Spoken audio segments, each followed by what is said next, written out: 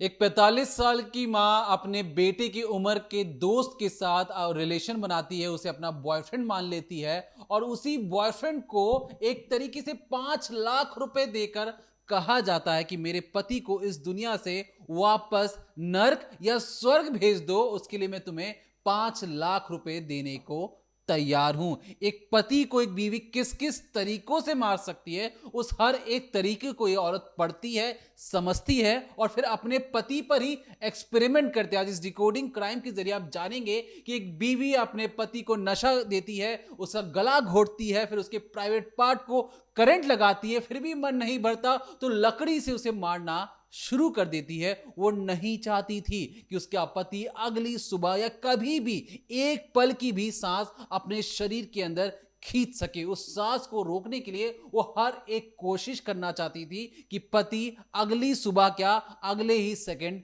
मर जाए। और इस पूरी कवायद में अपने बेटे की उम्र के एक लड़के के साथ वो रिलेशन बनाती है। फिर वहां पर उस घर पर जो खून फैला हुआ था उसे पोछा लगाकर गायब करने की कोशिश भी करती है, लेकिन कामयाब नहीं हो पाती। ये जो तस्वीर आप अपनी स्क्रीन पर देख रहे हैं, ये कातिल है। वो कातिल जो जिसकी उम्र सिर्फ 20 साल है और इसी ने मिलकर उस मां के साथ प्लान बनाया। बताएंगे कि किस तरीके से जब पुलिस छानबीन के लिए पहुंचती है तो पुलिस को लगता है कि जो कातिल है घर के बाहर का है, लेकिन जो पुलिस की जो शक की निगाहें थी, जब कमरे में फैले खून, उससे पोछा लगाने की एक नाकाम कोशिश और तमाम जो सबूत थे, वो सिर्फ और सिर्फ एक ही और इशारा कर रहे थे कि इस घर की जो बहू है वही कातिल है और जिस क्रूरता के साथ उसने हत्या की है, ये किसी भी तरीके से समाज में रहने लायक ये औरत बिल्कुल भी नहीं है। क्या है पर्दे की पीछे की रोंगटे खड़े करने वाली कहानी, जानेंगे इस डिकोडिंग क्राइम के जरिए। दिल्ली का संगम विहार इलाका और 45 साल की मंजू 10 अगस्त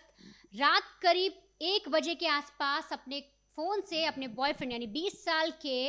लड़के को कॉल करती है चमन, और उसे कहती है कि देखो, मेरे पति शायद नशे में जा चुके हैं, शायद वो बेसुध हो चुके हैं, फटाफट मेरे घर आ जाओ। अब जो लड़का है 20 साल का, वो इंतज़ार करता है, करीब करीब 40 मिनट बीतने देता है और 1:45 बजे वो सीधे तौर पर मंजू के घर में दाखिल होता है। दाखिल होने के बाद मंजू उसे इशारा करती है और साफ तौर पे कहती है कि देखो, मैंने तुम्हें पैसे दिए हैं, मैंने तुम्हें पूरा काम समझा दिया, अब कैसे भी करके तुम्हें मेरे पति को मौत के घाट उतारना है। एक कमरे के अंदर जो मंजू का पति है, वो मुन्ना लाल, वो बेड पर लेटे होते हैं, बेहोश होते हैं, उनको कोई होश नहीं होता, उन्हें पता भी नहीं चलता कि अब उनके साथ होने क्या वाला है।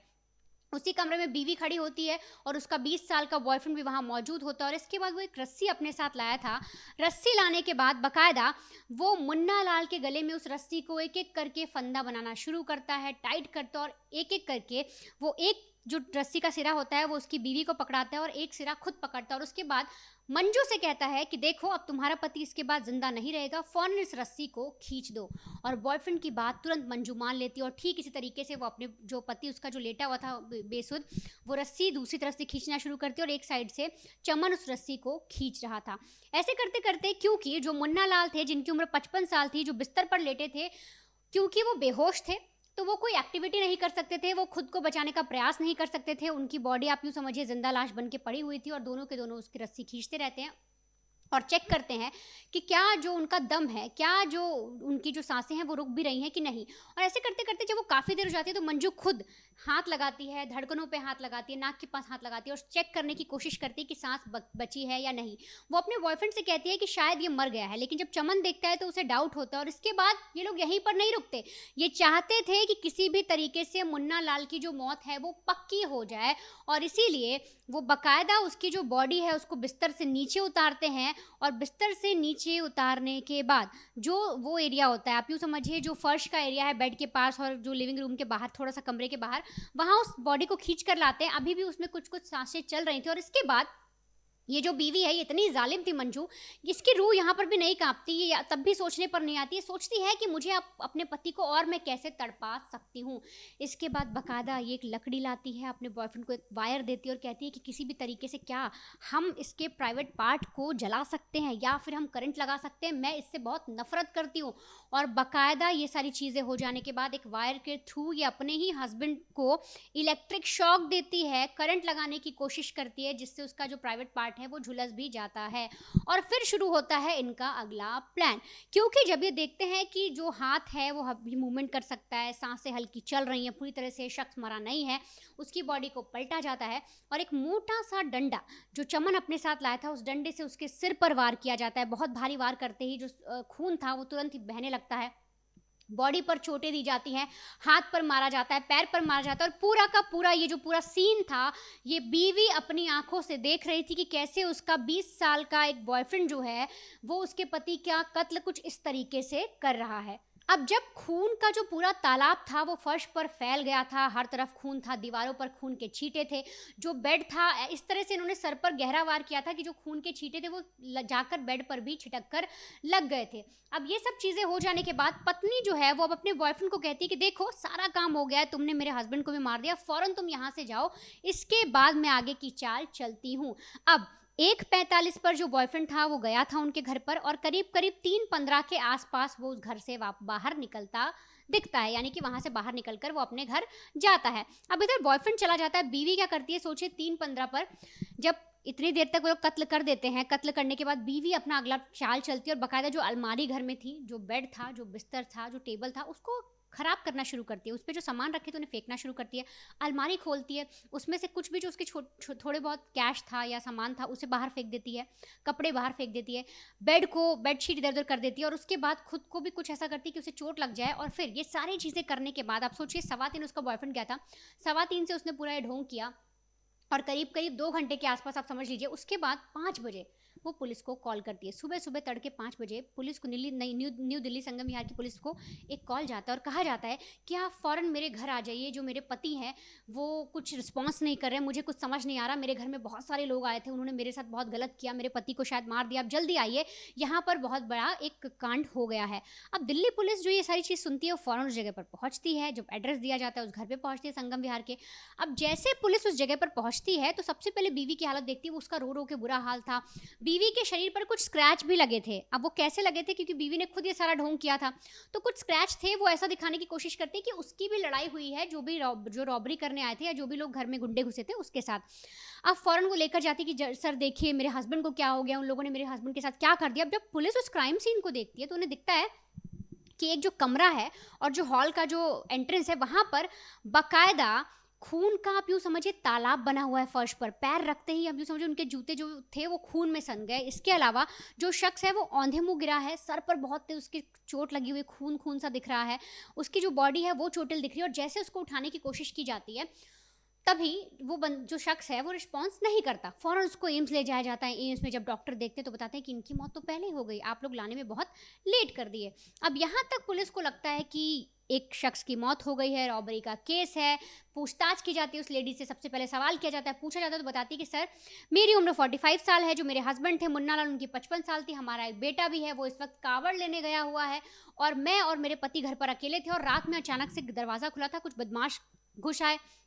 और उन्होंने चोरी करने की कोशिश की। जब उन्होंने अलमारी वगैरह खोली, कुछ चोरी का सामान निकाल रहे थे, तभी मेरे हस्बैंड जो थे वो उठ गए, उन्होंने उससे लड़ाई करना शुरू कर दिया, उनको बाहर धक्का देने की कोशिश की, मैं भी लड़ी थी और उसके बाद उन्होंने मुझे पीछे धकेला और मेरे पति को सीधे मारना शुरू कर दिया और उसके बाद वो लोग भाग गए। देखिए कितना खून बह गया था। अब ये सारी चीज़ें हो जाने के बाद पुलिस को एक केस समझ में आ गया कि कुछ गुंडे घुसे और उन्होंने घर के अंदर इस तरह से एक चीज़ कर दी जिससे एक शख्स की मौत हो गई। लेकिन क्राइम सीन पर पुलिस को बहुत सारी चीज़ें जो हैं वो अटपटी लगती हैं, बहुत सारी चीज़ें उनके दिमाग में बार बार घूम रही थी कि आखिर ये क्या चीज़ है। और जब पुलिस उस औरत का फ़ोन ट्रेस करती है तो सारी कहानी पुलिस को समझ में आ जाती है। अब आप जानिए कि जब क्राइम सीन को पुलिस ने देखा तो उन्होंने साफ तौर पर क्या गलतियां पकड़ी, इसके बाद जब उनका शक बीवी पर गया तो बीवी ने असली कहानी क्या बताई और कैसे अपने ही 20 साल के बॉयफ्रेंड को एक बीवी ने 5 लाख की सुपारी देकर अपने ही पति का कत्ल करा दिया, बेटी को ड्रामे से कहीं और भेज दिया और पुलिस को बेवकूफ़ बनाने की पूरी प्लानिंग उसने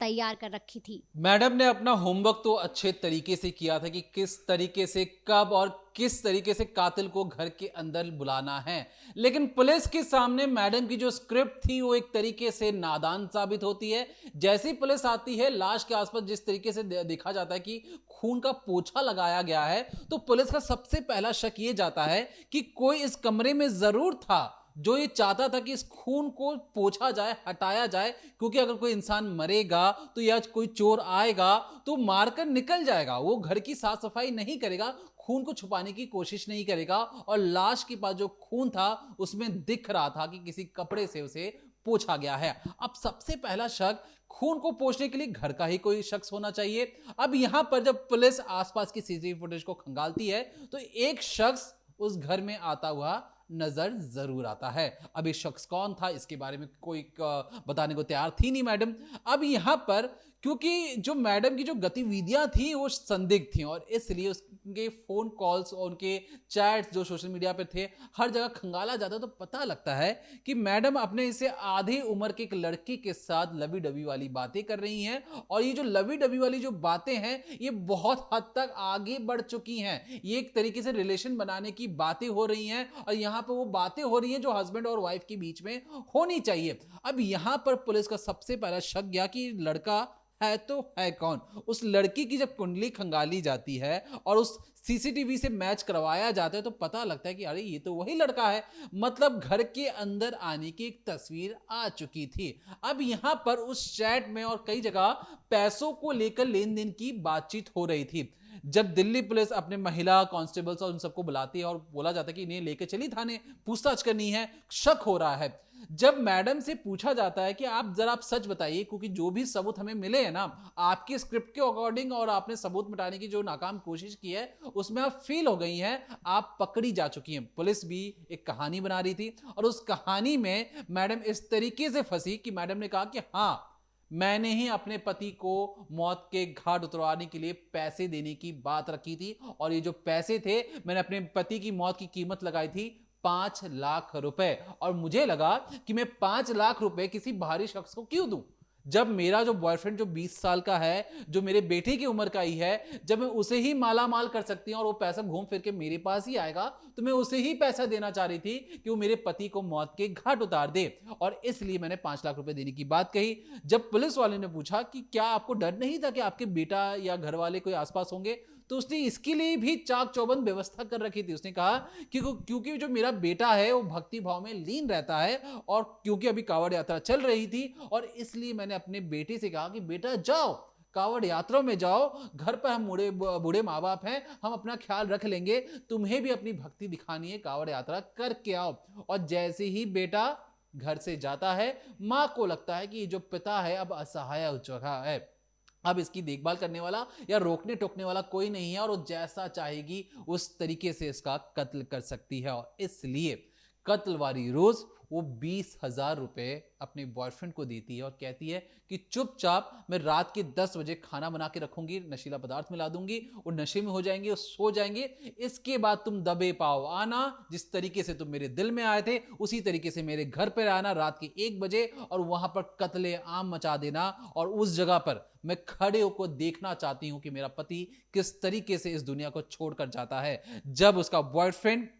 उसके पति को मार रहा था, बीवी उसी कमरे में खड़े होकर अपने पति को मरते हुए देख रही थी, और यह समझ रही थी कि जो उसके पति की जो आत्मा जब इस दुनिया को छोड़ के जाएगी तब उसे कितना खुशी का एहसास होगा, लेकिन वो खुशी उसे नहीं मिल रही थी। इसलिए वो वापस जाती है, बिजली के तारों को लेकर आती है और अपने पति के प्राइवेट पार्ट पर बिजली की करंट देना शुरू करती है। पता नहीं कौन से जन्म का उसका गुस्सा था जो उसके पति की लाश को देखकर उसे एक तरीके से एहसास हुआ कि उसका पति अब इस दुनिया को छोड़कर जा चुका है। इसके बाद यहीं पर गुस्सा खत्म नहीं होता, उसे लगता है कि अब पति तो जागने से रहा, वो लकड़ी लेके आती है और उस लकड़ी से अपने पति की लाश को मारते रहती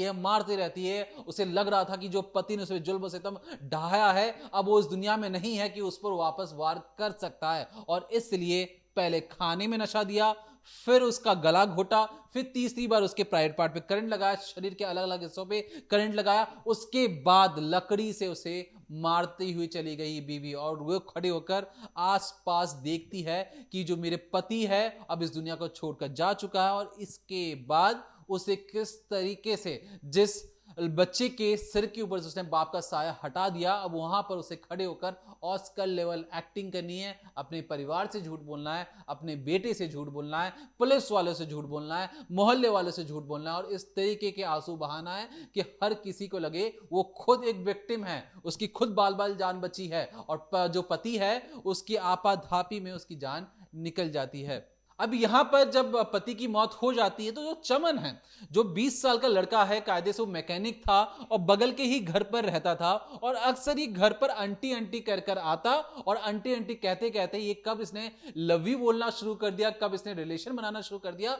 रिलेशन बनाने के बाद कब वो मर्डर में शामिल भी हो जाता है, ये खुद चमन को भी समझ में नहीं आया। एक 20 साल के लड़के ने एक 45 साल की महिला के लिए उसके घर पर कत्लेआम मचाया, अपने हम उम्र एक साथी का उसने उसके बाप के ऊपर से साया हटा दिया। और यही नहीं, जब चमन को गिरफ्तार किया गया तो उसके चेहरे पर, उसके हाव भाव में बिल्कुल भी कोई शिकन नहीं था, ना कोई पछतावा। तो उसे लग रहा था कि मैंने सब कुछ अपने प्यार पाने के लिए किया है, क्योंकि प्यार ना कोई उम्र देखता है, ना ही कोई समय देखता है। और यहां पर ये चीजें गलत हो जाती। जब आप किसी इंसान की जान लेते हैं तो वो आप इंसान नहीं कहलाते, आप एक जानवर बन जाते हैं। और जानवर जिस तरीके से दूसरे जानवर पर हमला करता है, आपने एक अच्छे खासे घर को तबाह कर दिया सिर्फ और सिर्फ अपनी हवस के लिए। तो फिलहाल के लिए हमें लगा कि इस खबर को आप तक पहुंचाना जरूरी है, जहां पे एक बीवी ने ओवर एक्टिंग कर कर पूरे समाज को बेवकूफ बनाने की एक नाकाम कोशिश की, लेकिन पुलिस की पैनी नजरों ने इस केस को सुलझाने में बहुत अहम भूमिका निभाई,